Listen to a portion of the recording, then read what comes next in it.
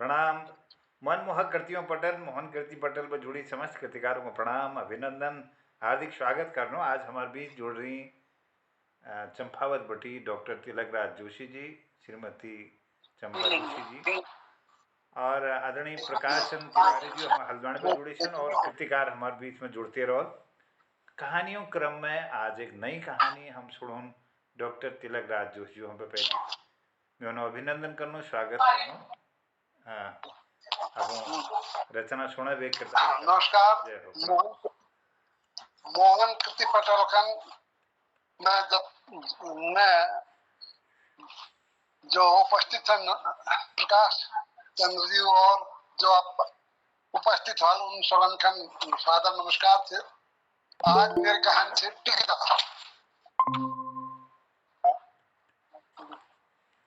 यद्यपि यह समाचार किसी भी दृष्टि से इतना महत्वपूर्ण नहीं है, तथापि मेरे चिंतन का केंद्र ही नहीं, एक अव्यक्त मौन व्यथा का कारण भी यही समाचार बना हुआ है कि एक कलाकार जिसे जीने की कला का पूर्ण ज्ञान रहा हो, वह अपनी इस कला को कैसे भूल सकता है, उस कला से कैसे मुंह मोड़ सकता है।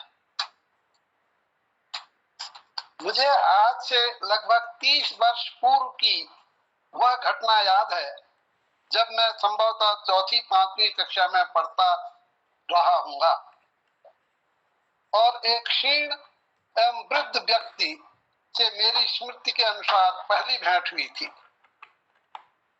वह भी प्राइमरी पाठशाला में। मध्यांतर का समय था। सभी बच्चे अपनी अपनी रुचि एवं प्रवृत्ति के अनुसार खेलों में मस्त थे। हम कागज की नाव बनाने में व्यस्त थे कि वृद्ध व्यक्ति हमारे बीच लाठी के सहारे उकड़ू बैठकर मुझे भी अपने खेल में शामिल कीजिए कहने लगे।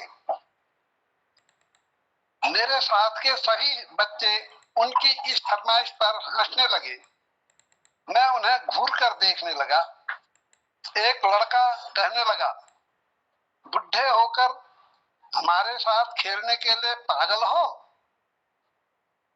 मैंने कहा, ऐसा नहीं कहते, वह तो मजाक कर रहे हैं। वृद्ध भाई को संबोधित करते हुए मैंने कहा, आप हेडमास्टर के साथ खेलिएगा।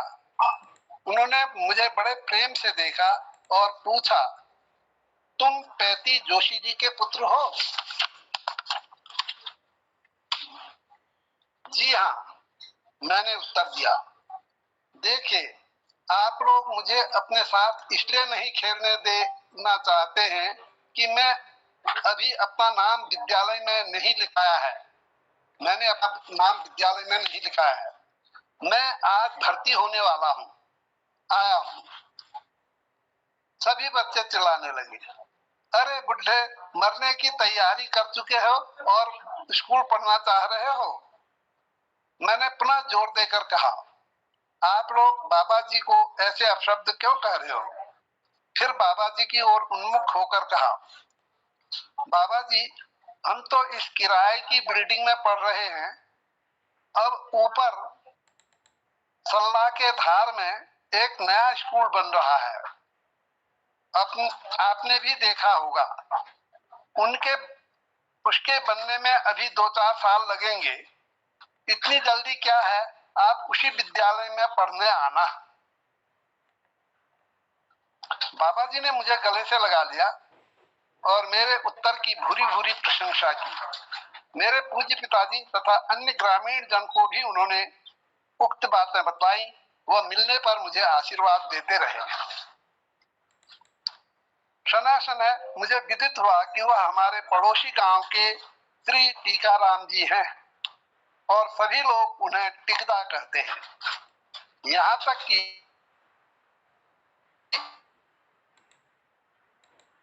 छोटे छोटे बच्चे तथा करते थे और किसी भी व्यक्ति को हंसा देना उनकी विशेषता थी।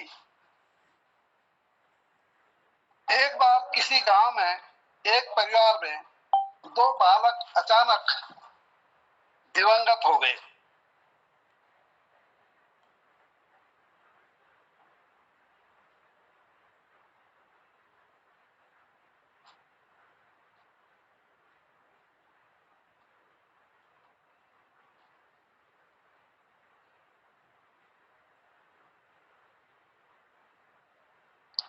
संतान ने मां, इस परिवार की दुर्घटना का मालूम नहीं है।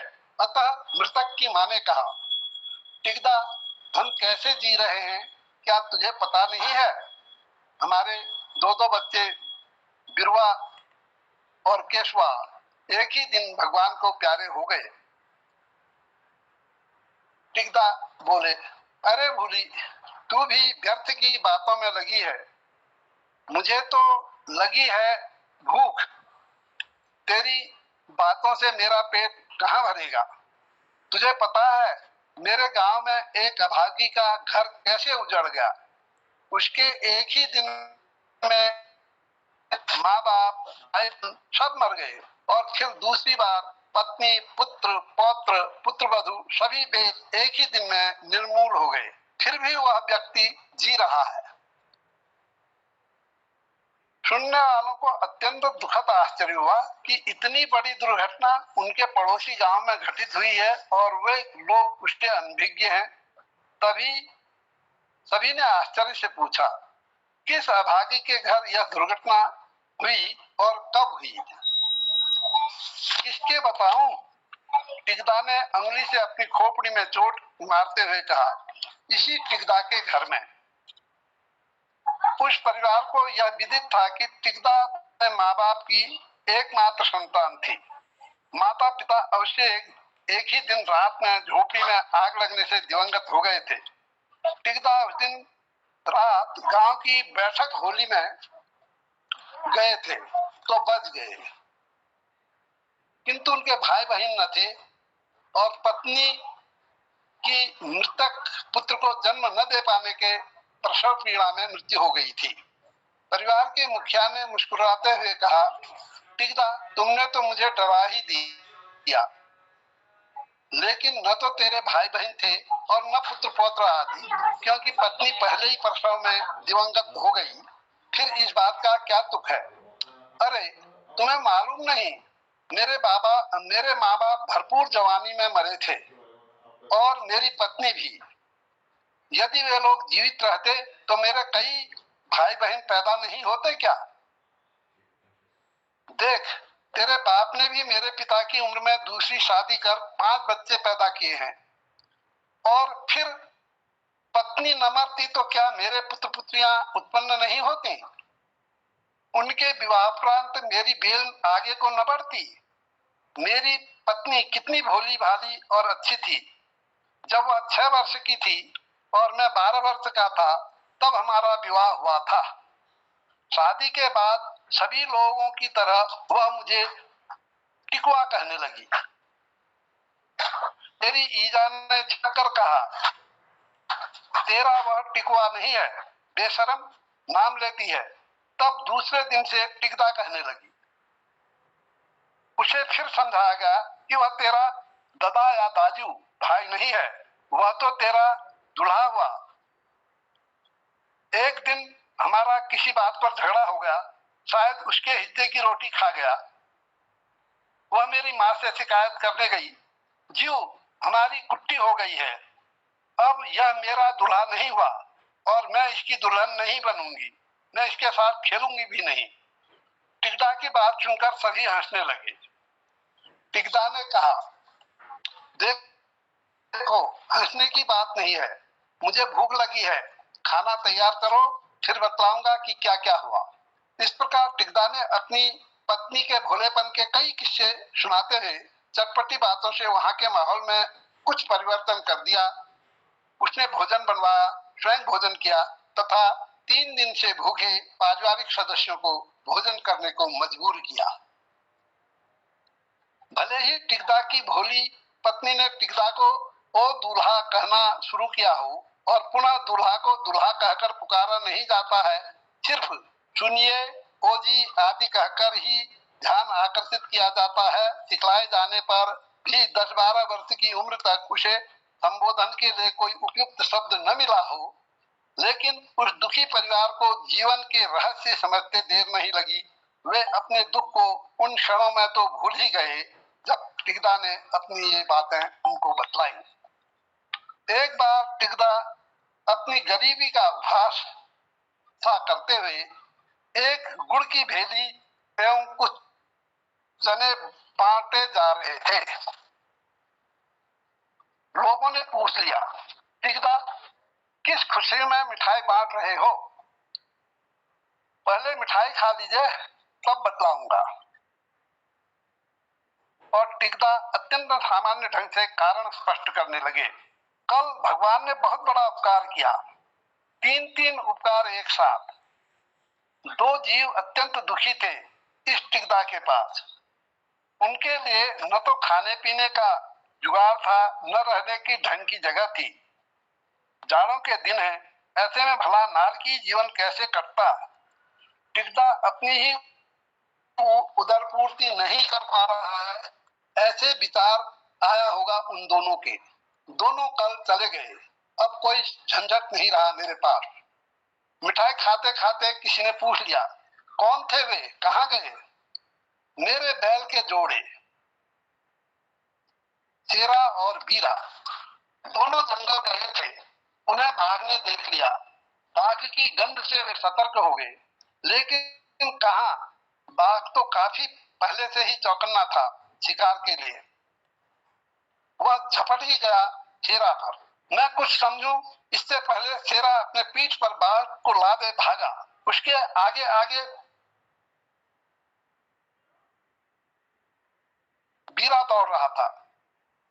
टिकदा बाघ के से बचने के लिए कूद लगा दी और वहीं ढेर हो गया। बाघ भाग तो गया, लेकिन शेरा जीवित न रहा। मिठाई इस तरह से एक बैल ने छलांग खाते मानो मुंह का स्वाद कसेला हो गया।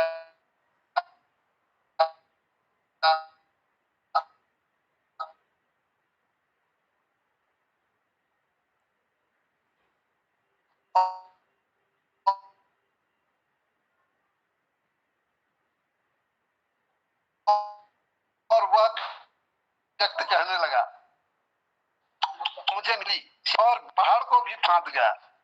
फिर टिकदा हो कर खाते हुए हंसने लगा। टिकदा की यह आदत कभी न छूटी। जीवन को आशावादी दृष्टि से देखना उनकी अपनी विशेषता थी। मुझे याद आ रही है एक और घटना। मैं विद्यालय जा रहा था। घर से प्राय 2 किलोमीटर दूर आधी चढ़ाई में टिकदा बैठकर कुछ खोज रहे थे। मैं निकट पहुंचा तो देखा चीनी, उड़द, अरहर, मलका की मिश्रित दालें गांठ खुल जाने से बिखर गई हैं। मैंने अफसोस प्रकट करने हेतु नमस्कार कहते हुए, आहा कैसे बिखर गया, ऐसा कहा। अरे मास्टर, आप बड़े आदमी हुए, तब आपके मुंह से आहा अर्थात सुंदर अभिव्यक्ति हुई। देखो न कितने सुंदर लग रहे हैं, सफेद, पीले, गुलाबी और काले रंग के दाने भूरी जमीन में। पोटली खुलने से अपने आप बन गया ऐसा। मैं तो कभी न बना पाता इतना सुंदर आर्ट। मैं समझ न सका कि इस गरीब टिकदा को संवेदना कैसे दूं। वह तो खुश है जैसे कोई हानि न हुई हो। मैंने पूछ ही लिया, टिकदा बिखरे हुए चीनी और दाल के सौंदर्य का वर्णन तो आपने कर दिया, लेकिन हानि के विषय में आप क्या सोचते हैं? अरे कैसी हानि? देखो, गौर से देखो, कुछ और भी दिख रहा है आपको? मैंने गौर से देखा, कई चींटियां चीनी को अपने मुंह से दावे ले जाने में लगी थी। सोचा संभवतः इन्हीं की ओर टिकदा का संकेत हो, अतः उत्तर दिया, हाँ चींटियां हैं। कितनी है? सैकड़ों हैं। तो सुनो, इस टिकदा ने कभी दान नहीं किया, हमेशा तंग हालात ही रहा। मांगा खूब पर दिया कुछ नहीं। भगवान ने सोचा कि टिकदा का भला कैसे होगा, यह बूढ़ा भी हो चला है, इसके हाथ से कुछ दान करवा दिया जाए, महादान। बस उसने सोचा और टिकदा के हाथ से पोटली खो गई। मानो मेरी तकदीर ही खुल गई। चीनी और दाल बिखर गए, सैकड़ों अतिथि आ गए, भंडारा लगा है, खा रहे हैं और अपने अपने घर को ले जा रहे हैं। टिकदा की जय जयकार हो रही है। मैं एक को भी नहीं खिला पाता, पर सैकड़ों भोजन से तृप्त हो रहे हैं। मास्टर, टिकदा की चल गई है। इतनी आत्माएं संतुष्ट हो गई, हानि क्या हुई? सब लाभ ही लाभ हुआ है। मैंने कहा, टिकदा तुम धन्य हो और अपने विद्यालय को चलता बना।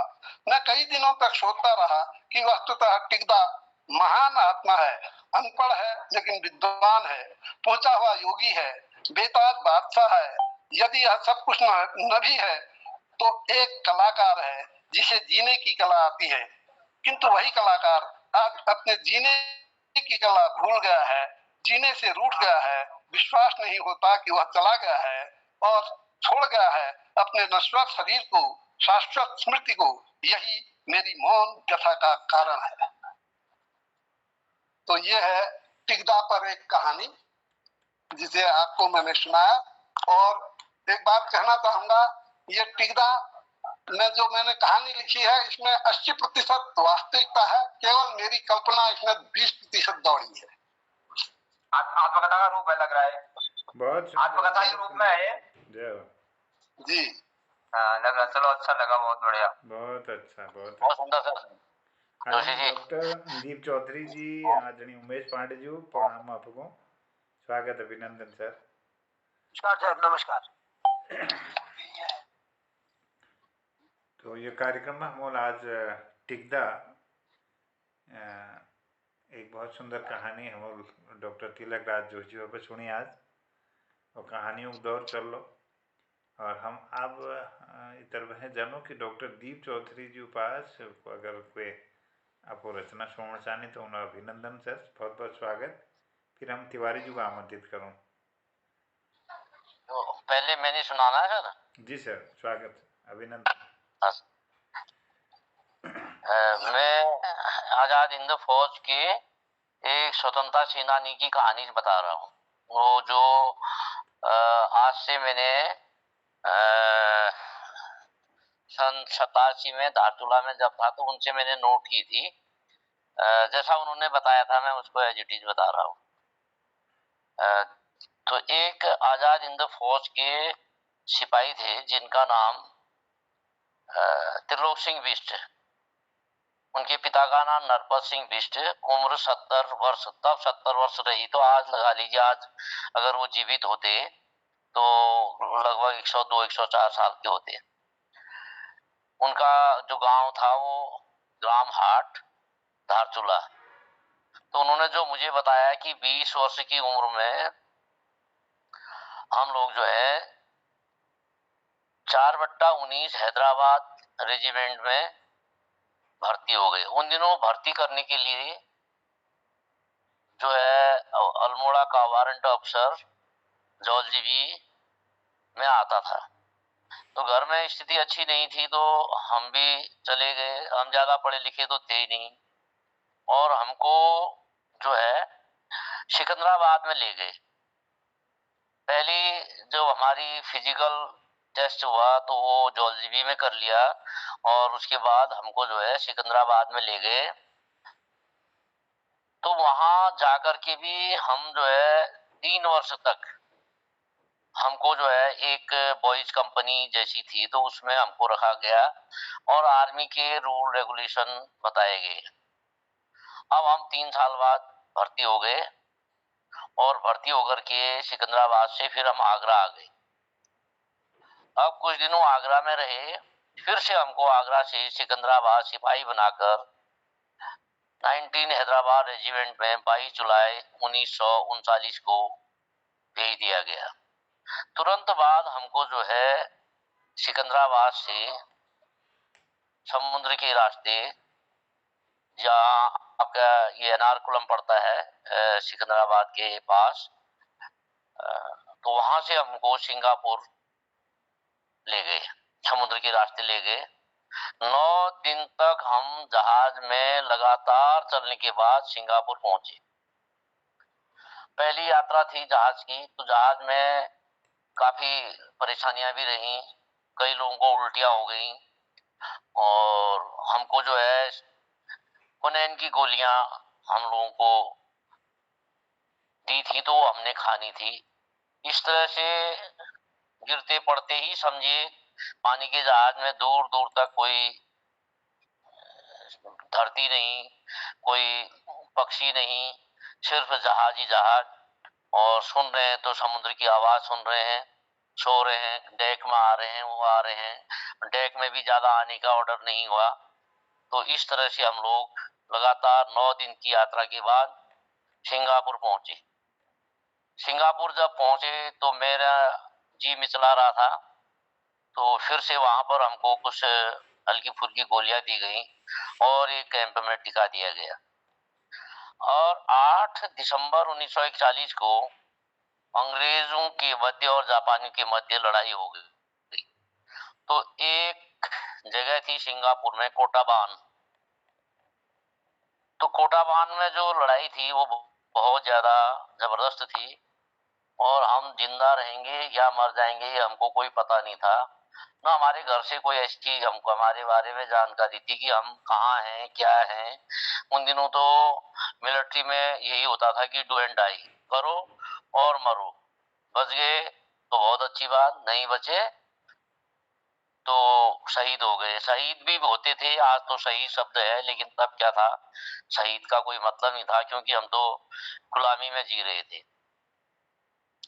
अब जब हम बहुत भयंकर लड़ाई हो गई, तमाम जगहों से बमबारी होने लगी, तो इसी बीच में क्या हुआ, सुभाष चंद्र बोस के जो चाचा थे रास बिहारी बोस, उन पर भारत सरकार ने जब उन्होंने असेंबली में बम फेंका था तो जिंदा या मुर्दा पकड़ने का ऑर्डर था, लेकिन वो किसी तरह से देश से बाहर चले गए और संभवतः सिंगापुर से होते हुए चीन गए और चीन से वह जापान चले गए। अब वो जापान में उनको पकड़ने का ऐसा खतरा नहीं था, तो ब्रिटिश गवर्नमेंट ने रास बिहारी को चाइना से कहा कि हमको दे दो और धमकी दी, क्योंकि उन दिनों चाइना जो था बहुत शक्तिशाली देश नहीं था, उससे ज्यादा शक्तिशाली देश जापान था। किंतु रास बिहारी बोस ने चाइना से भी जापान की शरण ले ली और इस तरह से हम लोग जो है रास बिहारी बोस के संपर्क में आए और उन्होंने एक बड़ा ओजस्वी भाषण दिया। जैसा मुझे याद है कि मैं कैसे जापानियों के शरण में पहुंचा, कहां से मैं इंडिया से भागा, कहां मैं वहां पहुंचा, मैंने अपने दिल में पत्थर रखा और मैं इस तरह से सिंगापुर चाइना होते हुए जापान पहुंच गया। और यहाँ क्या हुआ, जब मैं जापान पहुंचा तो जापानियों ने भी मेरे पे बहुत शक किया और तमाम जगह पर जो है उनकी जासूस मेरी रैकी करते थे। लेकिन रास बिहारी बोस ने बहुत होशियारी की, उन्होंने एक जापानी लड़की से विवाह कर लिया और जापानी लड़की से विवाह करने के बाद लगभग आधी नागरिकता उनकी जापान की हो गई।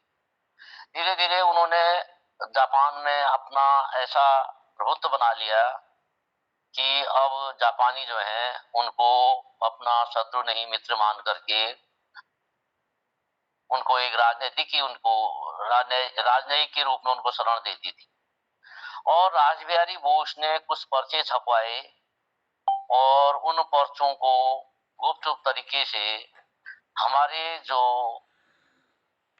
ब्रिटिश सेना थी उसमें बंटवा दिया। अब आप ये देखिए कि हम इस तरह के पर्चों को कैसे हम ओपन भी नहीं कर सकते थे। तो बताते हैं कि जितने भी जवान थे उन्होंने एक दूसरे को हमने कुछ इस तरह की वो बनाई थी, उस पर्चे को हमने कच्छे के नाड़ी के अंदर उसमें छिपाया था, ताकि अगर कभी चेकिंग भी हो तो हम मतलब पकड़े न जा सके। उस पत्रे को हमने जो है एक ये सोचिए कि हमने ये समझा कि अगर देश की आजादी के लिए हमने कुर्बानी करनी है, तो अब लगता है कि हमें राज बिहारी बोस और सुभाष बोस की शरण में जाना पड़ेगा।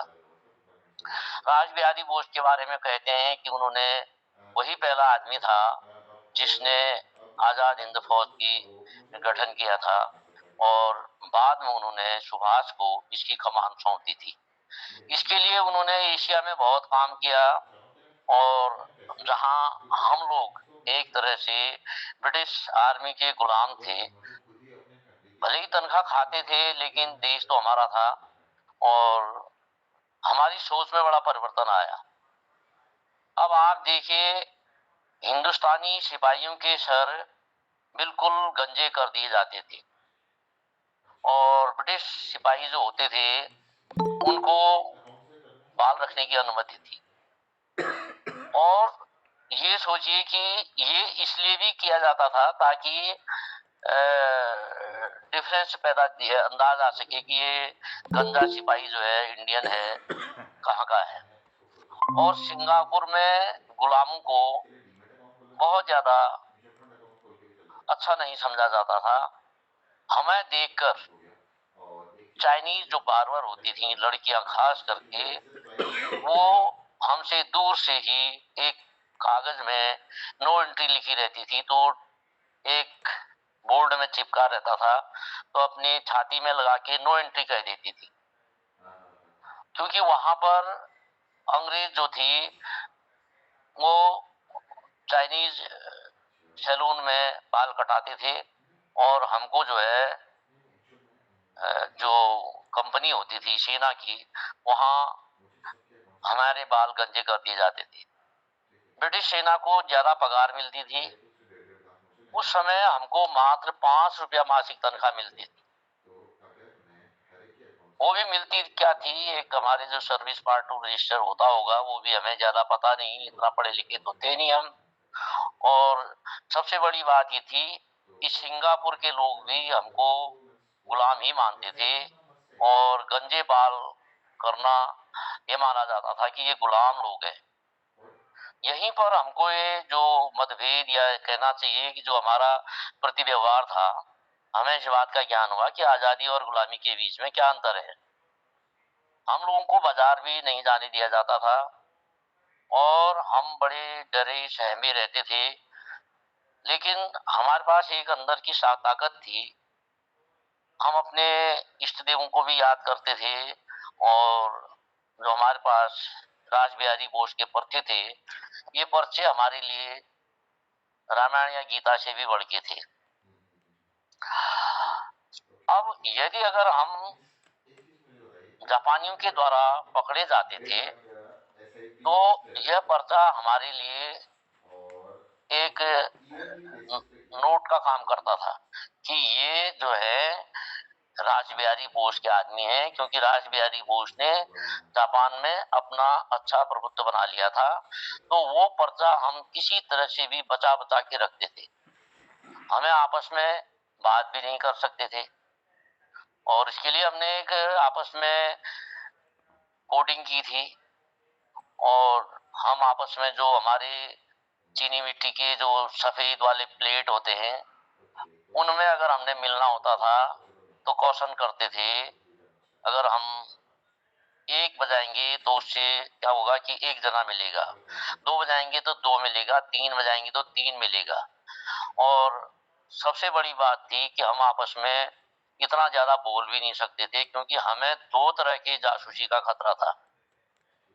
अब एक आध बार हमारे क्या हुआ कि हमारी जो फौज के कमांडर थे उसको शक हुआ, तो उसने हम पर पाबंदी लगा दी और हमारी बातों को सेंसर कर दिया, और हमारी एक बार शरीर की तलाशी भी हुई, लेकिन वो जो रासबिहारी बोस का पर्चा था, वो हमने जो है कच्चे का नाड़ा जो होता है उसके अंदर डाला हुआ था, तो हम किसी तरह से बच गए। अब देखिए, हम जो है 3 साल हो गए घर से बाहर, हम जिंदा हैं या मरा है, हमारी कोई खोज खबर लेने वाला नहीं, और न हमारे पास कोई पत्र लिखने का वो था ऐसा। हमारे पत्र भी हमने ठीक ठाक है करके भी अगर कभी दिया भी होगा तो पत्र भी पता नहीं कहाँ जाते थे, हमको ये भी पता नहीं है। लेकिन कभी कभी क्या होता है कि दैव योग ऐसे होते हैं, सौभाग्य से हमारा जो एक एजुकेशन हवलदार जो कुमाऊनी था, और उसका नाम कृपाल सिंह था, क्योंकि दर्द तो उसको भी था। अब नमक उस ब्रिटिश गवर्नमेंट का खा रहे थे, तो कभी कभी चुपके से ये कह जाता था कि अपना ख्याल रखना, और अपने को मतलब जो है एक्सपोज मत करना, और ज्यादा बातें तो कर नहीं सकते थे, इसलिए हम बड़े उस हिसाब से रहते थे। और एक बार उसने कहा कि इस बात को तुम समझ लो कि हमारी जो स्थिति है वो गुलामों से बदतर है, हम एक नारकी जीवन भोग रहे हैं। और इस बात को उसने कहा कि हमें आजादी की सांस लेनी है, और मौका मिलेगा तो तुमने विद्रोह करके कैसे भी सुभाष की सेना में जाना है और आजादी की सांस लेनी है। कभी कभी हमें चोरी से रेडियो सुनने को मिल जाता था। अब रेडियो हम कैसे सुनते थे, ये सोचिए कि हम एक कान में लगा करके चद्दर ओढ़ करके बड़े उससे सुनते थे, और उसमें आवाज भी बाहर नहीं जानी है। जवाहरलाल नेहरू का रेडियो भाषण भी हमने एक बार सुना, और उन्होंने, मुझे याद है, ये कहा कि तुम अंग्रेजी फौज में हो, लेकिन तुम्हें यह भी ख्याल रखना है कि तुम्हारा वतन हिंदुस्तान है, और तुम्हें हिंदुस्तान की आजादी का ख्याल हमेशा मन में रखना है, और जल्दबाजी करने की कोई आवश्यकता नहीं है, समय आएगा तो हमारा देश आजाद होगा।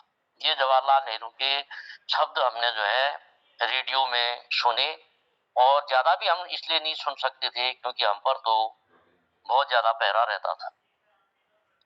अब क्या हुआ कि हम लोग जो है किसी तरह से सुभाष बोस के संपर्क में आ गए। जहां हमारा नेहरू के भाषणों से दृष्टिकोण बदला, वहां सुभाष के ओजस्वी भाषणों से या सुभाष की कार्रवाई से हमारा खून जो है वो धीरे धीरे गर्म होने लगा। जब सिंगापुर में जो लॉर्ड माउंटबेटन था, वो अंग्रेज गवर्नर था, जो भारत का बाद में गवर्नर बना, तो जब सिंगापुर में जापानियों का अधिकार होने वाला था और अंग्रेज भागने लगे, और जापानियों ने ऐलान किया कि 5 दिन के अंदर सिंगापुर को खाली करो, अन्यथा हम सिंगापुर को तबाह कर देंगे। हम तो इस फिराक में थे ही कि कैसे भी मतलब जो है ब्रिटिश सेना से हमें मुक्ति मिले, हमने हथियार डाल दी। अब हम जो है जापानियों के वार प्रिजनर बन गए। एक और तो हम पहले उनके वार प्रिजनर गुलामी में जी रहे थे, अब यहाँ जापानियों के बन गए, और जापानी हमको इस तरह से ट्रीट करते थे कि हम हमसे पूछते थे उनके बारे में कि उनके गोडाउन कहाँ हैं, उनके हथियार कहाँ हैं, उनकी रसदें कहाँ रहती हैं। उन्होंने हमको एक ऐसे बाड़े में रख दिया था। तो अचानक सुभाष चंद्र बोस ने जनरल टोजो के साथ मिलकर के जापानियों तक ये संदेश भिजवाया कि इंडियन जो आर्मी है वो उनको किसी तरह के इंडियन सोल्जर्स को जापानियों के द्वारा प्रताड़ित न किया जाए। और जहां सुभाष चंद्र बोस का ऐसा वहां पर फरमान आया जापानी फौज में, तो हम लोग जो है एक हिसाब से अब ये सोचने लगे कि शायद हमारा मसीहा आ गया है, और जापानियों का व्यवहार हमारे प्रति बदलने लग गया। और अब हमको जो आज तक अच्छा खाना नहीं मिलता था, अब थोड़ा ठीक ठाक खाना भी मिलने लग गया और सोने के लिए भी मिलने लग गया। थोड़ा हम रेडियो भी सुनने लगे, तो हमने सुभाष चंद्र बोस के जो बहुत से भाषण थे जो जापान से डिलीवर हो रहे थे, उनको हमने सुना। और सुभाष हमेशा इसी बात को कहते थे कि जो मेरे हिंदुस्तान के, मेरे वतन सरपरस्ती के लोग हैं, वह लोग बिल्कुल भी न घबराएं। समय आ रहा है कि हम दिल्ली के लाल किले पर अपना झंडा फहराएंगे। अब जनरल टोजो के साथ एक जापानी कमांडर रोमेल्लो था, और रोमेल्लो ने हमारे फौज का, हमारी कंपनियों का भ्रमण किया कि हिंदुस्तानी क्या सचमुच में कुर्बानी देने के लिए तैयार हैं। और जब उसने हमारा अंत लिया, व्यू लिया कि जो हिंदुस्तानी सिपाही हैं वो सुभाष के नाम पर मर मिटने को तैयार हैं, तो उसने कहा कि तुम्हारा जो सुभाष है वो एक, उसने इंडियन नेशनल आर्मी बनाई है, और उस सुभाष चंद्र बोस की सेना में तुम लोग जो है यदि जापानियों के साथ मिल करके लड़ोगे तो यह दिन निश्चित है कि तुम दिल्ली के लाल किले पर तुम्हारा झंडा फहराया जाएगा। इस फौज का कमांडर ऐसा व्यक्ति था, जनरल रोमेल्लो, जो बहुत उच्च समझ वाला आदमी था। और इसी बीच में उसकी मुलाकात जो हमारा इंडियन कमांडर था सरदार कैप्टन मोहन सिंह से हुआ। बाद में रास बिहारी बोस, कैप्टन मोहन सिंह में आपसी मतभेद हो गए थे। सरदार मोहन सिंह ने एक तरफ से जापानियों को नजरबंद कैद करवा दिया और कमान संभाल ली। अब उसने कमान संभाल ली, और हमारा इंडियन आर्मी का जो एक आदमी जनरल भोंसले था, तो उसने जो है आईएनए की एक कमान उसने संभाल ली, और उसको एक जो मेजर जनरल कैनी थे उनको भी अपनी तरफ को कर लिया उन्होंने। अब देखो, दो तरह की चीजें हो गई। हमारी स्थिति अब और खराब होने लगी। अब हम न ब्रिटिश सेना के थे और न जापानी सेना के। अचानक 3 जुलाई 1943 को सुभाष ने हमारे कैंपों का निरीक्षण किया, और हम उस समय सिर्फ इतना ही जानते थे कि सुभाष पनडुब्बी के रास्ते जर्मनी से सीधा टोक्यो पहुंच गया है। टोक्यो से सुभाष हमारे पास सिंगापुर आए। सुभाष और राज बिहारी बोस में आपसी बातचीतें हुई। सिंगापुर में सुभाष के लिए एक विशाल मंच तैयार किया गया। सुभाष ने जो वहां के सिंगापुर में भारतीय रहते थे 15 लाख लोगों के बीच में एक जबरदस्त भाषण दिया, और कहा, मैंने भी उस भाषण को सुना, और कहा उसने, हम जिए या मरे इससे क्या फर्क पड़ता है, लेकिन देश की आजादी के लिए हमारी जो कुर्बानी होगी वह व्यर्थ नहीं जाएगी। अब आप लोग जो है ये समझ लो कि आपने अपना देश के लिए खून बहाना है। हमारा आत्मसम्मान तुम लोगों के हाथ में है। भारत माँ करा रही है और हमारा जिगर टुकड़े टुकड़े हो रहा है, शरीर लोहलुहान है, और इसको कोई देखने वाला नहीं है। तो सचमुच में सुभाष के ऐसे क्रांतिकारी भाषणों से जो हमारे इंडियन आर्मी में के लोग थे, खास करके भारतीय जो भारतीय थे, उत्तेजना दौड़ी। और हमने ऐसा लगा सुभाष की बातों से कि सचमुच भारत माता करा रही है, और हमारी आंखों में आंसू आ गए। हमने वतन की सरपरस्ती के लिए पानी हाथ में उठाया और कसम खाया। फिर सुभाष ने कहा, 15 लाख सैनिकों को मैं जहाज के रास्ते नहीं भेज सकता, क्योंकि मेरे इतने संसाधन नहीं है। आप लोग जो है लाल किले की प्राचीर पर भारत माँ का झंडा लगाने के लिए मुझे सिर्फ ऐसे 500 रणबांकुरे चाहिए जो कुर्बानी देने के लिए तैयार है। और हमारे लिए एक ऐसी नियमावली बनाई गई कि जिस तरह से फौज को अनुशासन में रखना प्रारंभ हुआ, और एक हफ्ते में, कहा देखिए, हम अंग्रेजी सरकार के, अंग्रेजी पलटन के सिपाही थे, फिर जापानियों के कैदी हो गए। और उसके बाद जैसे ही सुभाष आए तो सुभाष ने 1 हफ्ते के अंदर पूरा फौज का अनुशासन कर दिया और फौज के ब्रिगेडों के नाम रखे गए, Nehru brigade, Gandhi brigade, Subhash brigade, महारानी लक्ष्मी ब्रिगेड। अचानक एक दिन शाम को जब कैंपों में सुभाष चंद्र बोस घूम रहे थे तो वहां उन्होंने देखा कि हर सिपाही का खाना अलग अलग बन रहा है। तो उनको बड़ा आश्चर्य हुआ। उन्होंने कहा कि देश की आजादी को मर मिटने वाले लोग यदि खाना अलग अलग बना करके खाएंगे तो क्या ऐसे ही तुम आजादी की लड़ाई लड़ोगे? उसने कहा, उन्होंने सुभाष चंद्र जी ने कहा, मैं तब खाना खाऊंगा जब सब लोग जो है एक साथ मिलकर के खाना खाओगे और एक साथ खाना बनाओगे। उस दिन से हमारे पलटन में नियम हो गया कि खाना एक मेस में बनता था और सब एक साथ खाने लगे। न वहां पर हिंदू का भेद था, न मुसलमान का भेद था, न पठान का भेद था, न सिख का भेद था। सब अगर थे तो एक झंडे के नीचे आ गए और सबने खाना एक उसमें खाना शुरू किया। जब सुभाष को हमने, सारे लोगों ने, जो हमारे अग्रज थे, आगे के लोग थे, उन्होंने विश्वास दिलाया कि भाई अब आइंदा ऐसा नहीं होगा, तो सुभाष ने सबके लोगों का लाया हुआ खाना एक जगह पर इकट्ठा किया और थोड़ा थोड़ा उन्होंने खाया। जो भी उनके कमांडर थे उन्होंने कहा, कल से मुझे शिकायत नहीं होनी चाहिए कि खाना अलग अलग बन रहा है और खाना एक मैस में बनेगा।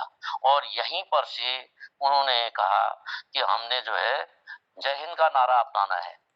और यहाँ जय हिंद शब्द को भी उन्होंने उस दिन से हमारे लिए एक गुड मॉर्निंग या गुड इवनिंग या जो जैसा वो जो अंग्रेजी शब्द होता था, ये शब्द छोड़ करके जो हो गया, अब हम जय हिंद में आ गए। तो कभी कभी कहता है कि जैसे यहाँ पहाड़ों में आए तो जय हिंद हो रही है। जय हिंद का मतलब था कि हम सब समान है, समानता है। और हमने कभी छुआछूत, वर्ग भेद या ऐसा भेद माना भी नहीं। मैंने अपनी जिंदगी में आज तक मैंने इस चीज को नहीं माना है, क्योंकि सुभाष के हमारे अंदर कुछ ऐसे गुण आ गए थे कि हम अपने, हर आदमी अपने आप को सुभाष समझने लग गया था। कुछ समय बाद लड़ाइयां तो चली रही थी। सिंगापुर से हमने पैदल मार्च किया। अब हम चिंडविंड नदी पार करके जो है बेगवती, इरावती नदी की ओर बढ़ रहे थे। चिंडविंड नदी जो है वो बर्मा शांत से निकल करके सिंगापुर की ओर को जाती है। हमारी ड्रेस फट गई थी, पाँव में जूते फटे थे, खाने को कुछ था नहीं, लेकिन हम कैसे पहुंचे ये मैं नहीं कह सकता हूँ। और इस तरह से बिष्ट जी अपनी इन बात को बताते बताते रोने लगे। मुझे भी बड़ा उनका वो सुन करके मैं भी भावुक हो गया। जंगलों में जंगली मशरूम, पेड़ की खाल खा करके हमने जो है अपने दिन बिताए, आगे को लड़ गए। हम आपस में क्या करते थे, जब हम ऐसे चलते थे, अगर 8 या 10 लोग होते थे तो हम रास्ते में ये सोच के कोई चीज को खाते थे, पहले एक जना खाता था ताकि अगर कहीं जहरीला होगा तो वही मरेगा, बाकी 7 तो जिंदा रहेंगे। जब उसको कुछ नहीं होता था तब हम उसके बाद उन जंगली चीजों को खा लिया करते थे। तो जो वहां के जगहें थी, हम लोग, एक जगह थी मुर्गी, बुर्गी, तबाई और ऐसी जगहों को पहुंचे। कुछ समय बाद हम पैदल मार्च करते हुए रंगून पहुंचे। रंगून से मनीला और मनीला से चाफू सेंटर पहुंचे। अब हमारा लक्ष्य मणिपुर की राजधानी इम्फाल में पहुंचना था। फ्रंट में गांधी ब्रिगेड और सुभाष ब्रिगेड के लोग भी पहुंच चुके थे। जब सभी ब्रिगेड एक स्थान पर आने लगे तो राशन की कमी हो गई। बर्मीज ने हमें झप्पूनुमा कोई जानवर दिया, बोले काम चलाओ। इस तरह हमने अपने पेट की आग शांत की। कितने दिनों बाद हमको थोड़ा सा ही खाने को मिला था, वो भी भरपेट क्या मिलता, थोड़ा थोड़ा 1-8 टुकड़ा मिला। ऐसे ही पानी पिया और चलते रहे। कहीं पर हमें खाने को चावल भी मिला। अब चावल भी इतना थोड़ी मिलता था, तो थोड़ा बहुत आपस में मिल बांट के खा लेते थे। लड़ाई इम्फाल में हो रही थी और हमें बताया गया कि सैल्यूट करते समय अब आपको जय हिंद कहना है। लड़ाई के मैदान में चाहे रात हो या दिन, सैल्यूट में जय हिंद ही कहना पड़ता था। जय हिंद एक तरह से कोड वर्ड भी हो गया था। हमारे ब्रिगेड का नाम सुभाष ब्रिगेड था। जब सुभाष टेलीफोन में मैसेज भेजते थे तो सबसे पहले हर किसी से जय हिंदी कहते थे। सुभाष के 2 निजी ड्राइवर भी थे सुभाष कहाँ उतरते थे, कहाँ रहते थे, ये तो हम इतना नहीं जानते थे। लेकिन 6 माह तक हम इस तरह से मणिपुर, इम्फाल के जंगलों में चलते रहे। इम्फाल में आईएनए और जापानी अंग्रेजों के आईएनए और जापानी, क्योंकि आईएनए जो था जापान के साथ मिलकर लड़ रहा था, अंग्रेज के घेरे में आ गया। अचानक ये सुनाई दिया कि गांधी ब्रिगेड का जाट कमांडर अंग्रेजों से मिल गया है। उसने कुछ सारी गुप्त सूचनाएं अंग्रेजों को दे दी और यह भी बताया कि आईएनए के पास जो जोश है, हथियार है, गोला बारूद नहीं है। खाली हथियार है, गोला बारूद नहीं है। राशन नहीं है, लेकिन सिपाहियों का जज्बा देखने लायक है। उनको मलेरिया हो गया, अंग्रेजी फौज बिना वजह डर रही है। अंग्रेजों ने अमेरिका से मदद मांगी, ब्रिटिश फौजों का मदद चारों ओर से मिलने लग गई, क्योंकि उस समय कहते थे कि भाई अंग्रेजों के राज्य में सूर्य अस्त नहीं होता है। अचानक जापान के 2 शहरों हिरोशिमा और नागासाकी में बम विस्फोट हो गया। सारी मानव जाति हिल गई। जनरल टोजो ने आत्मसमर्पण कर दिया। जापानियों ने कहा हमारा का राजा बहुत कमजोर हो गया।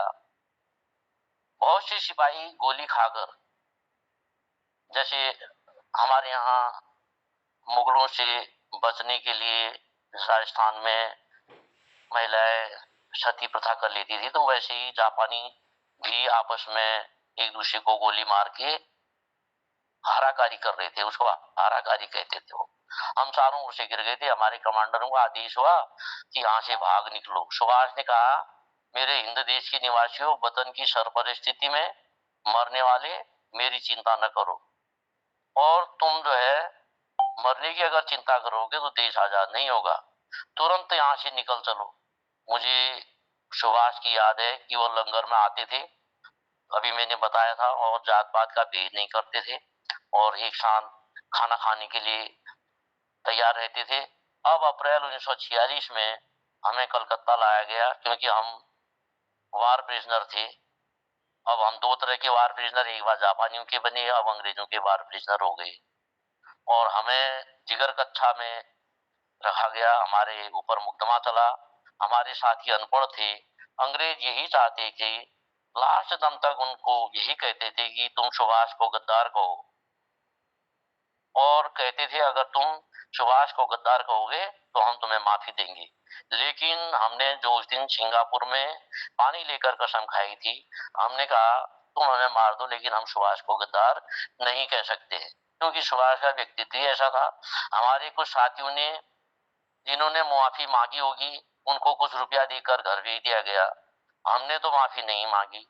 हमने कहा मर जाएंगे लेकिन माफी नहीं मांगेंगे। और इसी तरह से एक फटे हाली में हमको जो है जिगर कच्छा से ले जा करके कलकत्ता लाया गया। कलकत्ता से हमको लखनऊ लाया गया, और लखनऊ से बरेली, और अंत में हमको हल्द्वानी लिया। जगह जगह हमारा उस समय में जब ये मालूम पड़ा कि ये सिपाही लोग आ रहे हैं, तो हमारा स्वागत हुआ। हमें कांग्रेस सेवा दल, कांग्रेस रिलीफ फंड से हमें 20 रुपया मिला, और हल्द्वानी में हमको खाना मिला। उस दिन हमको लगा कि देखो आजादी की सांस कैसी होती है, अपना इलाका कैसा होता है। उस दिन लगा कि हमने खाना खाया है। हम वहां से अल्मोड़ा तक पैदल आए, और अल्मोड़ा जगह जगह हम लोगों का, उस समय के लोग या जो भी कांग्रेस के लोग थे, स्वागत कर रहे थे। जगह जगह हमको फूल मालाएं फूल फेंके जा रहे थे। महिलाएं भी थी रस्तों में। फिर गंगोली हाट पहुंचे, और अंत में गंगोली हाट में भी हमारा लोगों ने खैर मकदम किया। फिर डीडी हाट पहुंचे। डीडी हाट होते हुए हम धारचूला पहुंचे। लेकिन इन 9 सालों में मेरा ये कोई पता नहीं था कि मैं जिंदा हूं या मर गया हूं। घर के लोगों ने मेरे को मरा समझ करके मेरे पात पूड़े भी भगा दिए थे, मेरा श्राद्ध कर दिया था। अब जब मैं घर में पहुंचा, यह हवा हो गई थी कि आजाद हिंद फौज के जो सिपाही हैं वो वापस आ रहे हैं।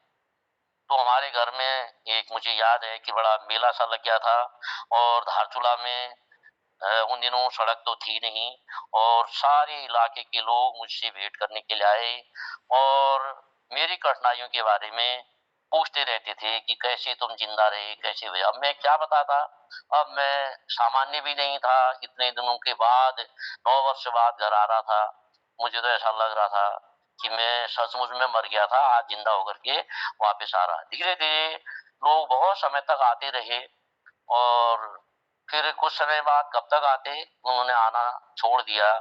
लेकिन फिर भी गांव और इलाके में मेरे को सिपाही जी करके मेरा सम्मान करते ही थे।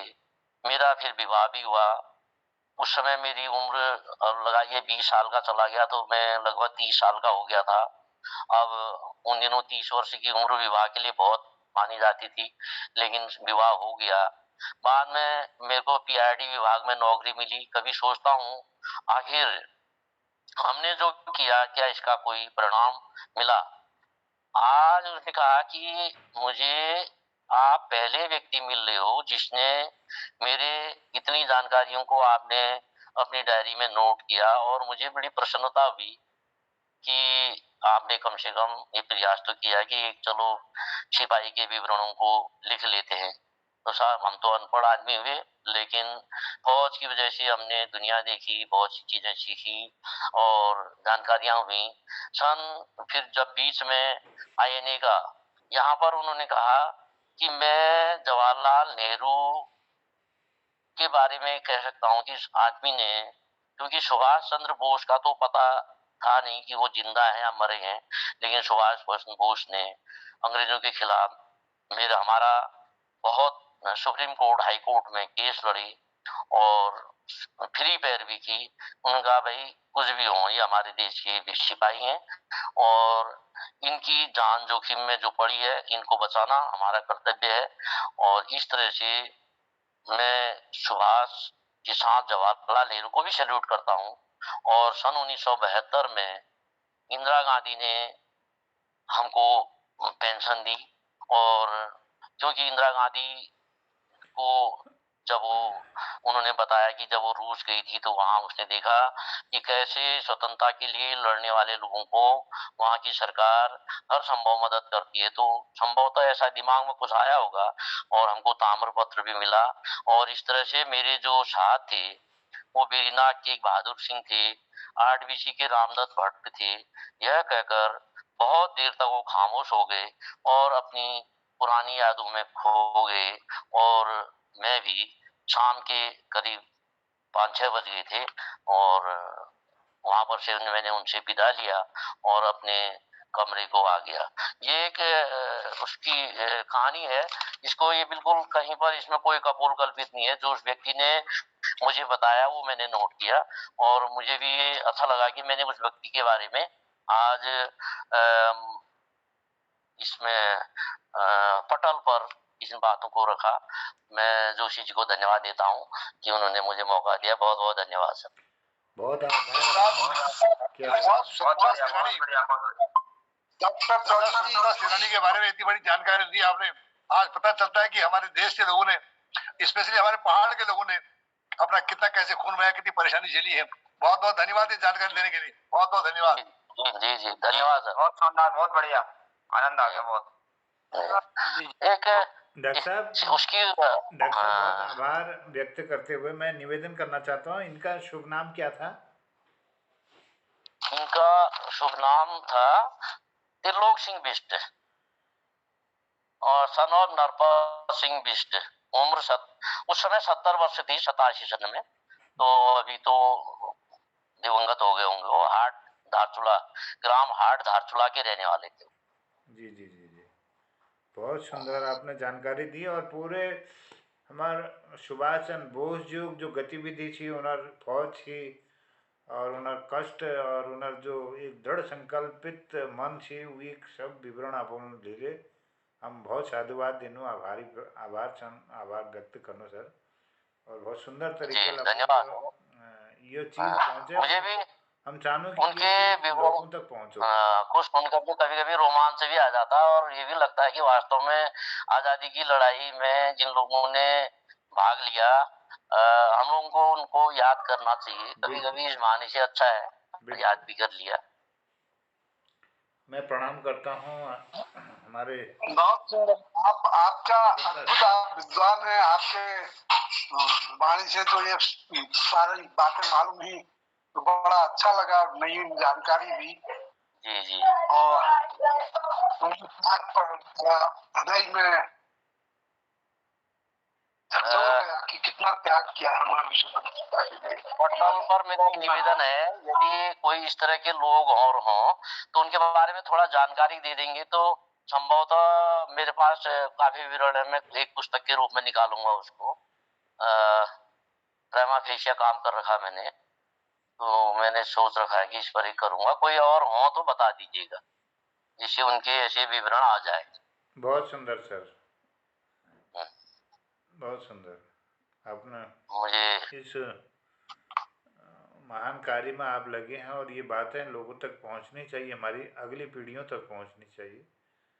और भारत माता की स्वतंत्रता के लिए जिन लोगों ने अपनी कुर्बानियाँ दी, अपने दुख तकलीफ़ें उठाई हैं, खाना न खा कर के, भूखे रह कर के, प्यासे रह कर के, मीलों पैदल चलते हुए अपने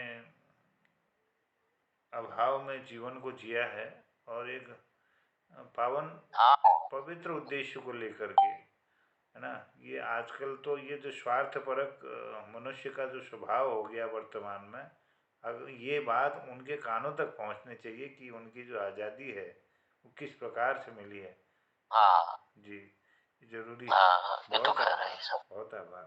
जी और स्वतंत्रता संग्राम धन्यवाद सर। सेनानियों सहित मैं हमारे जो उनके नायक रहे हैं, मैं शीर्षस्थ नायकों को मैं प्रणाम, उनका चरण वंदन करता हूँ, आपको बहुत आभार व्यक्त करता हूँ।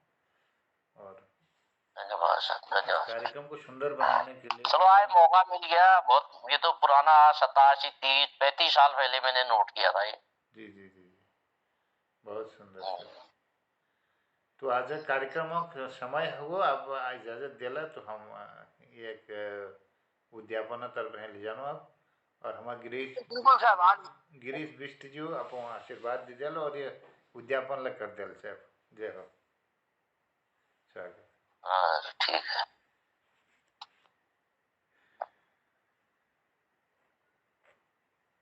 धन्यवाद जोशी। ये वृतांत सुनवेर मैं हक्का बक्के रह गई हूँ।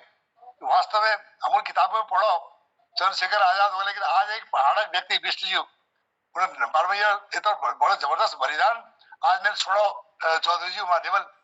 बहुत मैं एकदम भीतर बटी एक आग जलन लागे कि यार हम तो बिल्कुल अपन पेट पावड़ा नहीं जिल रही, और हमारा आदिमूल हमारे बुजुर्गों का तो जबरदस्त बलिदान करो। हम बहुत उनको धन्यवाद दिनों आज दिवंगत है, और भगवान उनको अगले जन्म ले एक ऐसे फौजी होने में तैयार करो हमारे देश रक्षा नहीं भेजल। बहुत बहुत बहुत धन्यवाद। और आज यही कहा मैंने पूरी नहीं सुन, लेकिन मैंने जितना सुना बहुत बड़ी लागू, बहुत आनंददायक थी और एक बहुत प्रेरणात्मक से हमको सबको यह सोच रहे थे कि हम अपने देश क्या कर सकूं, अपने पेट भर यही पशु प्रवृत्ति है कि आप ही चले, वही मनुष्य की है जो मनुष्य के लिए मरे। हमारी आजादी पर ध्यान दिया, परेशानी तो झेली, तो हम बोले वही कारण से। और मैं सबको यही संदेश देना चाह रहा हूँ कि मंच के माध्यम से हमको कष्ट चीज मिला नहीं। अब दिल में दर्द जो है वो, लेकिन थोड़ी हंसने बात है तो हंसते हंसते घर चला। एक थोड़ी सी आप उनके रोकन बल्दी खान जानी बाट में ताकुला एक जाग पर नैनीताल जानी में हमटी वाला एक ताकुला पर बल्दी खान है फिर कोई 5 किलोमीटर अखिन नैनीताल और बल्दिया खाना बीच में वाले एक स्वतंत्रता सेनानी तसे छी ऊ विचार अपन छत में एक सुभाष चंद्र फोटो लटके पे और पैदल जाची कब गाड़ी के हाथ नहीं दी नैनीताल जाची ताकुला बटी नैनीताल कब हाल हल्द्वानी झूलकोट ले ऊंची कब हल्द्वानी ले जाची, लेकिन कब गाड़ी इस्तेमाल नहीं कर छू। मैं उनका नाम और पूरा पत्ता आपू का जून साहब मैं बगल में छानू और उनका महल बहुत देखा को बहुत अपन करीब बिल्कुल। हाँ दीजिएगा सर जी, बहुत अच्छी बात है। थे मैं उनका बहुत बहुत धन्यवाद। धन्यवाद सर, दीजिएगा अवश्य दीजिएगा। तो जोशियो